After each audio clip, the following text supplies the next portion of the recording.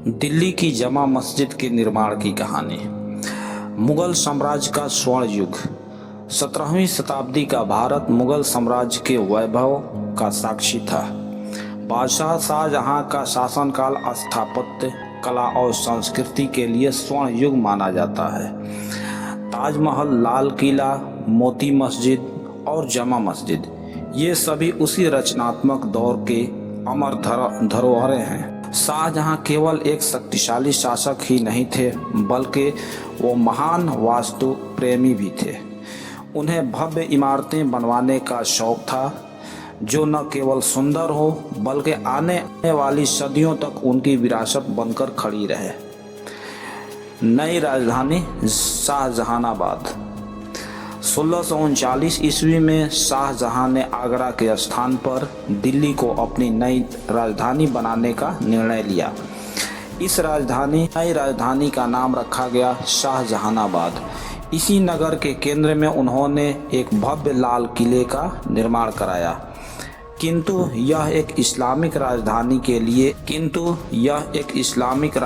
के लिए केवल किला पर्याप्त नहीं था। सामूहिक इबादत, जुमे की नमाज और ईद की नमाज के लिए एक विशाल और शानदार मस्जिद की आवश्यकता थी।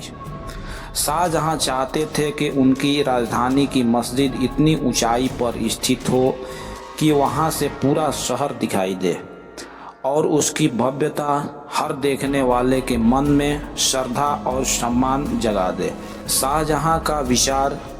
शाहजहां के मन में एक ऐसी मस्जिद का सपना था जो पूरे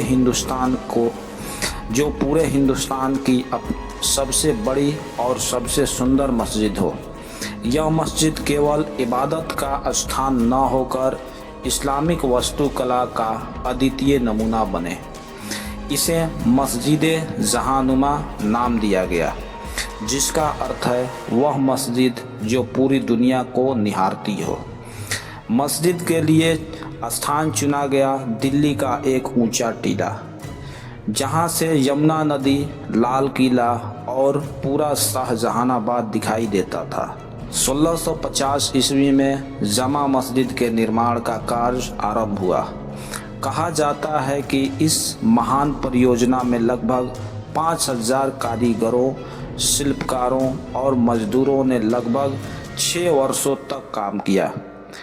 मस्जिद के मुख्य वास्तुकार का नाम इतिहास में स्पष्ट रूप से दर्ज नहीं है, किंतु यह निश्चित है कि निर्माण कार्य स्वयं शाहजहां की निगरानी में हुआ। वे हर छोटे छोटे विवरण पर ध्यान देते थे, चाहे वह गुंबद का अनुपात हो या मीनारों की ऊंचाई। जमा मस्जिद के निर्माण में लाल बलुआ पत्थर और सफ़ेद संगमरमर का व्यापक उपयोग किया गया। लाल पत्थर आगरा और फतेहपुर सिकरी से लाया गया, जबकि संगमरमर मकराना यानी राजस्थान से मंगवाया गया। इतिहासकारों के अनुसार इस मस्जिद के निर्माण में उस समय लगभग 10 लाख रुपए खर्च हुए, जो उस युग में एक बहुत बड़ी राशि मानी जाती थी। जमा मस्जिद मुगल स्थापत्य कला का शिखर मानी जाती है। इसका विशाल प्रांगण एक साथ 25,000 से अधिक नमाजियों को समाहित कर सकता है। 3 विशाल प्रवेश द्वार, 2 ऊंची मीनारें लगभग 40 मीटर ऊंची, 3 संगमरमर के गुंबद जिन पर काली और सफ़ेद धारियां बनी हैं। मस्जिद का मुख्य द्वार इतना विशाल है कि वहां से हाथी और घोड़े भी प्रवेश कर सकते हैं। प्रवेश सीढ़ियाँ उस समय के सामाजिक जीवन का केंद्र हुआ करती थीं, जहां विद्वान, यात्री और आम लोग एकत्रित होते थे। मस्जिद की मेहराब मक्का की ओर बनी हुई है।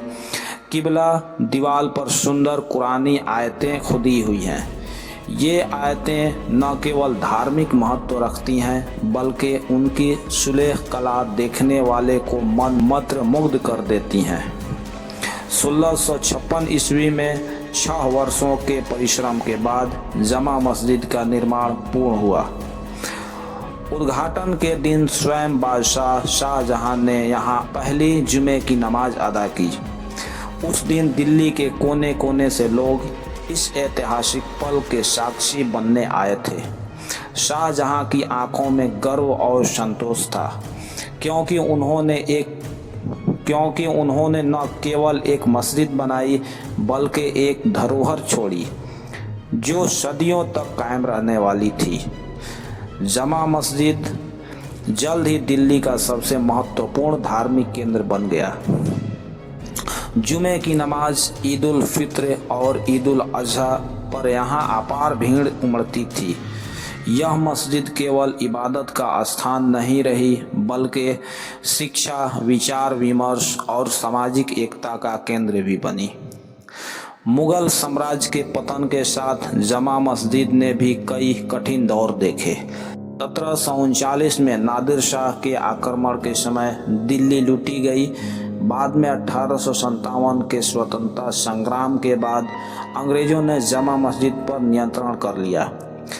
एक समय ऐसा भी आया जब मस्जिद में नमाज पढ़ने पर रोक लगा दी गई थी। कई वर्षों बाद मुस्लिम समुदाय के निवेदन पर इसे पुनः इबादत के लिए खोला गया। 1947 के विभाजन के समय जमा मस्जिद ने दर्द, भय और विस्थापन का दृश्य देखा, किंतु समय के साथ यह फिर शांति और भाईचारे का प्रतीक बना। आज जमा मस्जिद भारत की सबसे प्रमुख मस्जिदों में गिनी जाती है। यह न केवल मुसलमानों के लिए बल्कि हर धर्म के लिए आकर्षण का केंद्र है। जमा मस्जिद दिल्ली की सांस्कृतिक आत्मा का हिस्सा है। इसके आसपास का इलाका, चांदनी चौक, उर्दू बाजार, मटिया महल आज भी मुगल कालीन संस्कृति की झलक देता है।